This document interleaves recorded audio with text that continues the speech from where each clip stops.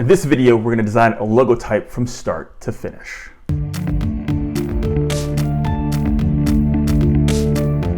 Hi, I'm Kendall Mason. Welcome to Designing Design. In this video, we're going to talk about how to design a logo from start to finish. The first thing you want to know is being curious about the project that you're working on is going to be a key factor. You want to be interested in the project that you're working in because then that will give you momentum, it will give you more creative ideas, and you'll have more of a chance to actually explore different directions to go in. So key number one, be interested. The first thing you want to do is get all the ideas that you're going to need for the creative brief. So you're going to end up asking your clients questions to make sure that all the information that you need pertaining to the project is going to be as clear as possible. Why do you need a logo? What will the logo be used for? Are there any specific symbols or icons I should use or stay away from? Are there any certain color treatments that you are aware of in your industry that may be a factor in playing in? Now, the idea isn't to take everything literal from the client, but you want to engage them and get as much from them because they know much more about your industry than you do. So you want to go ahead and use their knowledge and use their experience to your advantage to make sure that every single thing that you're doing during that initial meeting, or at least while you're creating the brief, that all the content that you're getting, all the questions are being answered, so you have as much information as possible to work with while you're actually designing this logo. Other questions such as, what's the nature of the business? Is there an umbrella? Is there a larger umbrella company? And then there are smaller entities that are within it that we're designing a logo for. Also, a very important question is, what problem are you hoping the logo will solve? This will help the client get a very clear picture on what it is that they think the logo will do for them. So therefore, you have a pretty good idea on the direction, whether they're focused on a singular product or they're focused on a new service, or maybe they have switched owners, or maybe they're doing a merger where two companies are merging together. So then now they need a new name and even a new logo to represent that. So those are just some questions that'll help you out when designing. So these are just some things to think about when you're actually designing the logo. Now, let's say that we're designing a logo for a hipster bike shop in Atlanta, Georgia. They've been around for 10 years, and now they're competing with these larger, bigger transportation brands that have decided to enter the marketplace. And we have been assigned to do this fictional logo for this fictional company. Step one is to do some basic research. First, we're going to begin with some research on the internet. Now, I know we don't have a library, we don't need that, but the internet's going to be your most powerful tool. There are plenty of other methods to do research, whether it's doing surveys, asking customers on the street, asking people who are riding bikes. But in this instance, we're going to go ahead and do some light research on the internet and just go ahead and use Google and see what we can find. Okay, so we're going to go ahead and start doing some Google research. Start looking for these ideas on Google. So we do bike companies in Atlanta.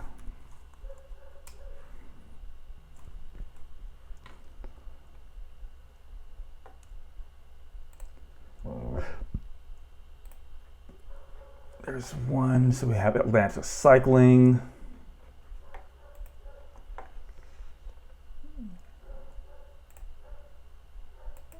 Relay bike share.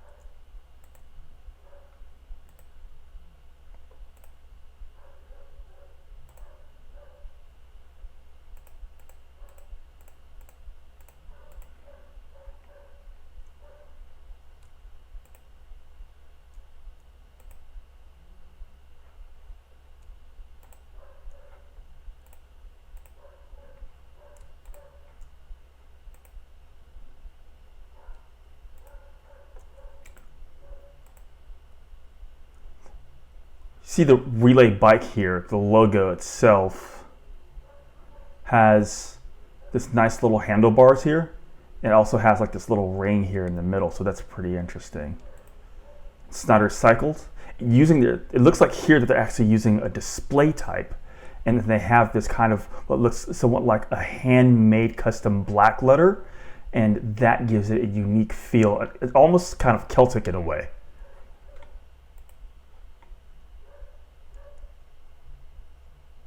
Then the Atlanta Bike Coalition.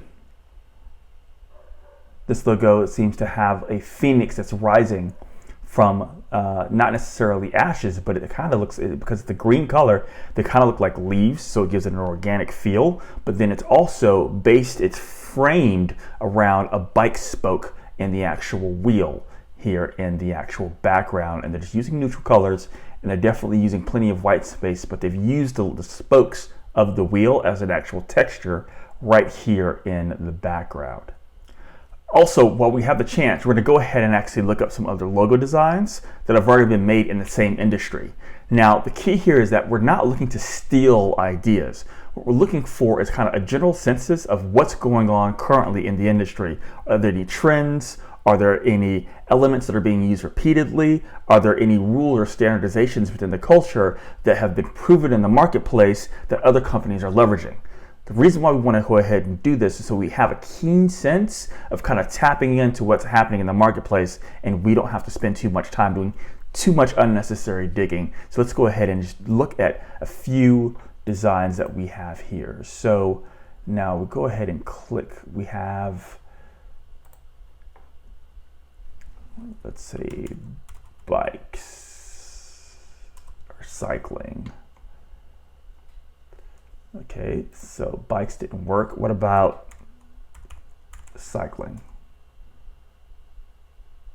Okay, so it looks like that we have here we have Melbourne cycling.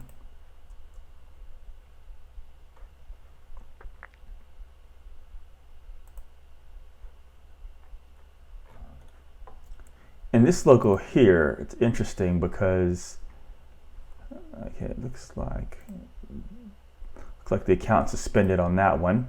And then here we have recycling or recycle. But we're not finding anything particular pertaining to bikes.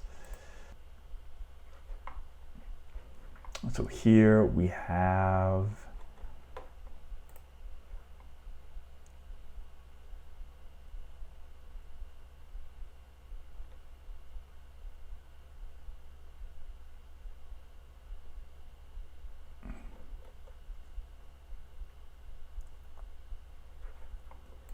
allow to see them all. Let's see here. Let's do bike logos.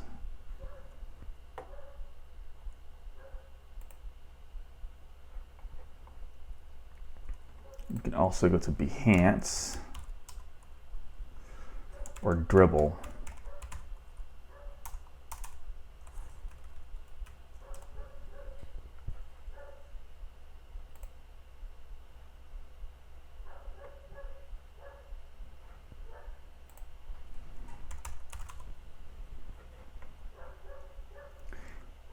And here on Dribble, we have a lot of, let's look at the typography here.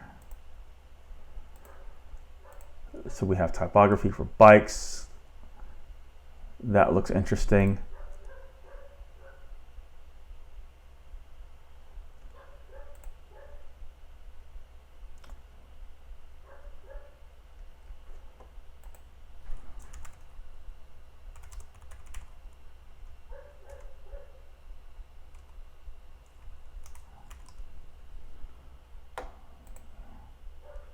Since we're doing a logo type, we'll look at different things. So we've got,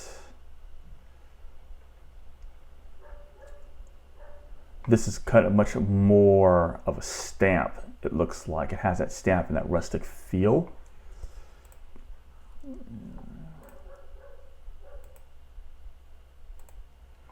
So a lot of things that we're seeing here, we're just kind of glance through. We're not gonna get too detailed on it.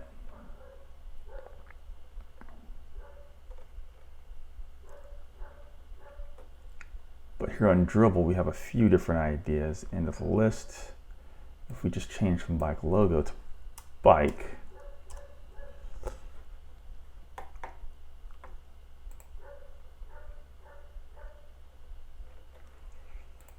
the bike logo. So here you get tons of ideas. You have the C, and then the counter has like the lightning bolt. Then you have the R with the stroke here. So there are plenty of good examples of kind of seeing what's actually happening in the actual market itself. Except bike, Found Moto, FMC. So we're just kind of like seeing what's going on here. So we have simple elements like the handlebars,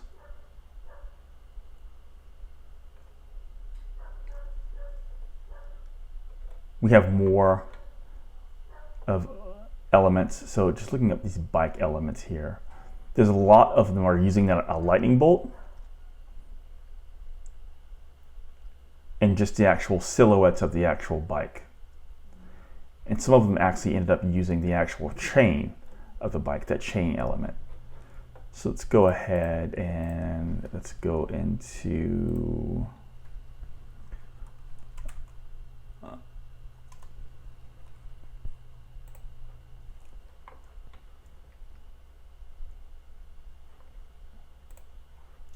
so we can just Google these ideas and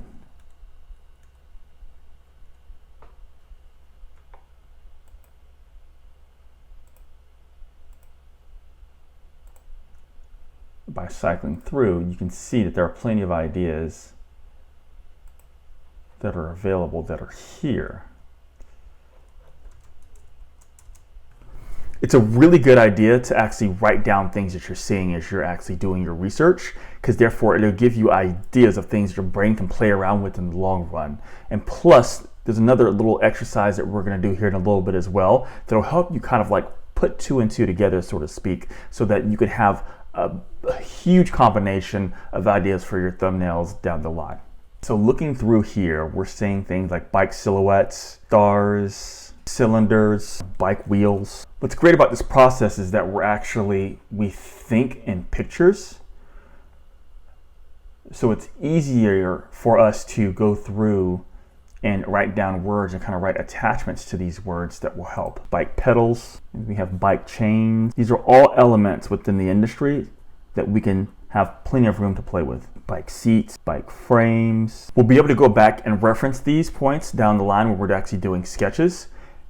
And as we're actually doing sketches and concepting and doing these thumbnails, then that will help us to kind of figure out and understand how the logo type that we're choosing, that we're making, what point is it referenced, and how we can reinforce that in the messaging for the actual logo type and the business itself. So now that we have a few ideas that we're running with and that we're looking at, what we're going to go ahead and do now is we're going to begin the next phase of this project, where we actually start doing something called a mind map.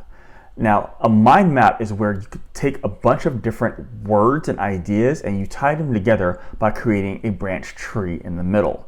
I'll go ahead and get started on this mind map, and so we can go ahead and start getting some different ideas and putting some words together, so then we can go ahead and have a broader range of ideas to work with the elements and how to combine those in unique and interesting ways. So let's go ahead and put the word bike here in the middle. Then we can go ahead and put a circle around that, kind of block that off. And then we have another word like chains.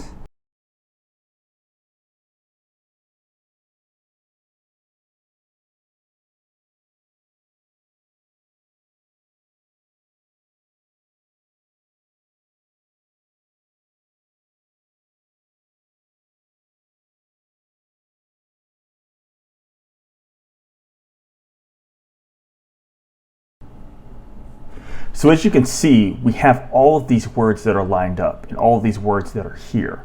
And all of these words will actually give us ideas on some elements that we can actually use for the designs. And so that, my friend, is how you create a mind map. Here's a few things that you want to remember when sketching thumbnails.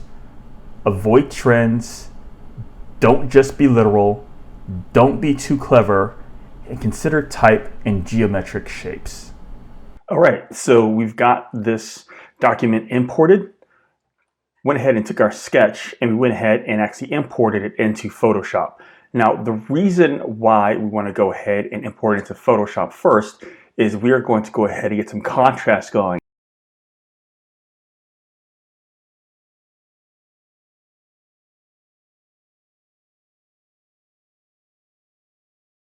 All right, now here in Illustrator, the layers open. We don't need libraries. Also, if you just want to, Command F7 on your keyboard will also bring up your layers palette. I typically use the shortcuts, but because I'm doing this tutorial, I want to go ahead and make sure that you guys understand and kind of see what's going on. More than likely in future videos, I'll just go through it because I'm just explaining not necessarily anything in Adobe Illustrator, but just this process of making this logo. So now we have our options here that we can go ahead and look at. We went ahead and created a new layer, and then we can go ahead and look at the layer that we have here. And let's go ahead and name this shapes, because we'll have the shapes here for the layer that we need. All right, that's there, and then we go ahead and do that. So we have an assortment here. As you can tell, I've already done several different sketches here. I kind of continued on the process, so we have plenty of stuff to look at. But the one that's kind of catching my eye is actually this one down here. It seems to kind of have, if you think of like a bike chain. So what we're going to go ahead and do is we're actually going to use this as the foundation to create it based on this actual logo design. So let's just go ahead and use a simple shape. Use the shape here. So we go to here, go ahead and pull this out here. And then if you want to use the elliptical tool, just press L. And then you have this nice, and to constrain the proportions, I'm holding Shift and Option. If you just hold Option, it'll just pull it from the center point. So then you'll have that. But if you hold Shift, of course, it's going to pull it from a single axis. But if you hold the Option and Shift, it's going to constrain the proportions. So you have this nice, round, solid shape here. We should go ahead and inverse these colors and then get rid of that back there. So then I have this round shape here.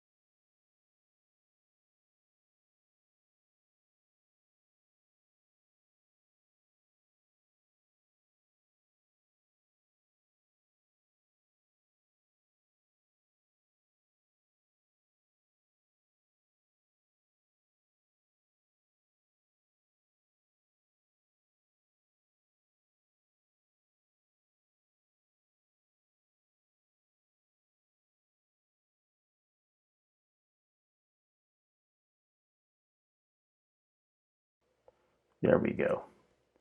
Now we have that bicycle. See that? So you have these two overlapping C's, these two reflecting C's that are they're looking at each other.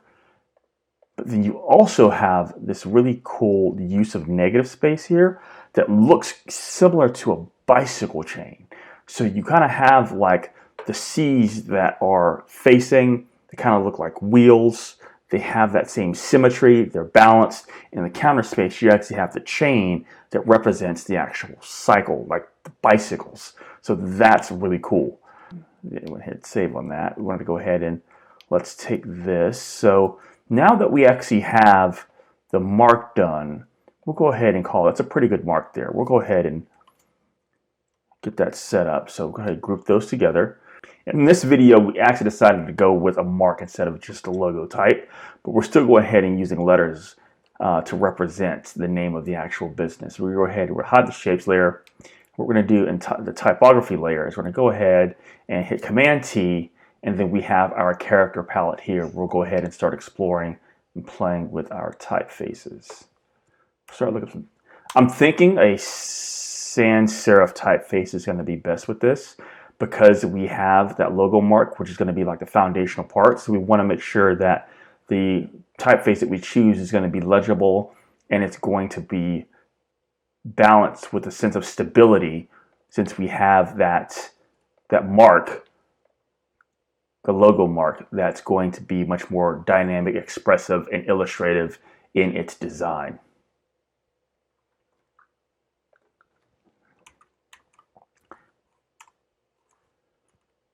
Best rule of thumb is to stick with 1 or 2 typefaces.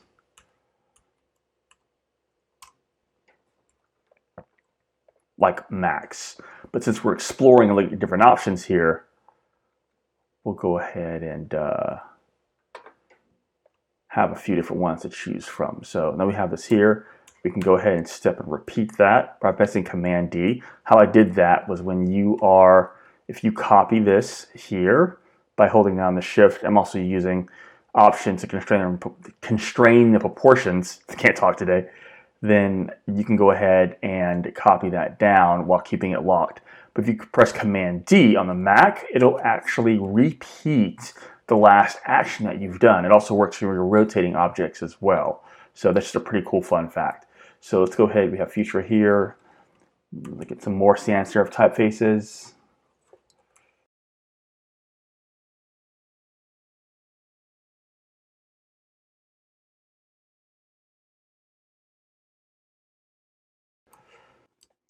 So we'll pull that down, go ahead and copy that over. And bold, we've got black. Got the bold here. Let's see here. Serif, I like that. So we have this Serifa standard black. We've chosen the typeface. Let's go ahead in here and actually, let's go ahead and adjust this typeface. We're gonna go ahead and mess with the spacing on here, the tracking and kerning. I'm going to go ahead and knock this out real quick.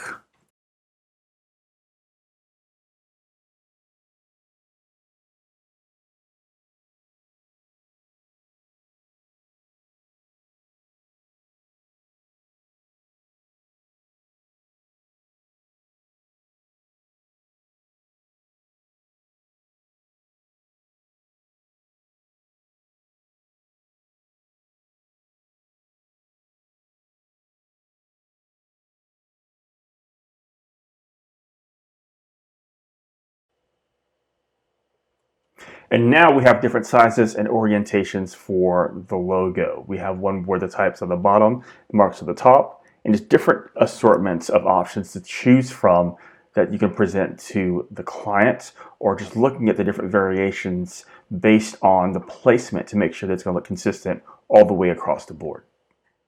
And there is our final logo.